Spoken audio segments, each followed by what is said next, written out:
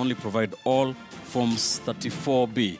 And of course, that is what we want to put some perspective on. And I'm now joined by lawyer Nelson Harvey. Thank you, Nelson, for joining me tonight. Thanks. Good evening. So what does this mean? Does this throw any spanner in the works on what's happening, the disputed election by NASA? Well, by now, IEBC cannot be heard to say that they cannot avail all the Form 34As to one of the main contestants in this quest for the presidential election. Ideally, the tally at the constituency level, which is supposed to originate Form 34B, is supposed to be preceded by the respective Form 34A. Right. Now, it begs the question, if they were able to announce the declaration of winner of the presidential election, on what basis, therefore, did they arrive at that declaration, if at all they cannot collect the Form 34A and give them out as soon as required? And also, we have to take into account the time within which anybody is required to file an election petition challenging the election of President Uhuru Kenyatta and Deputy President William Ruto. Lapses on Friday. So when will IEBC provide these documents? So when they say they don't have all Forms 34A, does it mean they do not have them? Or is it that they are not ready to be released?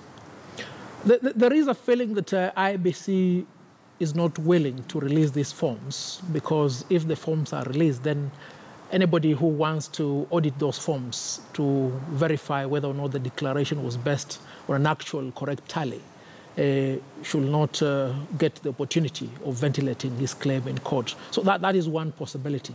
Another possibility could be that maybe these forms are not there. And if they're not there, and IEBC indicated to us much earlier that the system upon which they tallied the results was intended to ensure that the results from the polling stations stream seamlessly to the National Tallying Center as well as to the Constituency Tallying Center. Now, if this be the case, then it's quite clear what they represented to the public is not what was the case. Right. Last question. How much does this help NASA's case, and how much of a sore thumb is it for IEBC?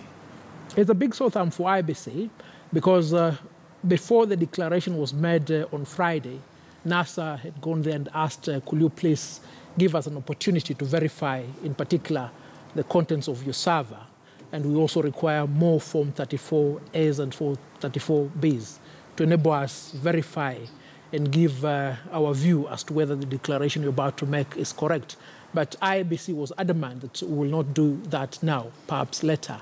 And look, it's 4 days down the lane. All right. They haven't been able to do that.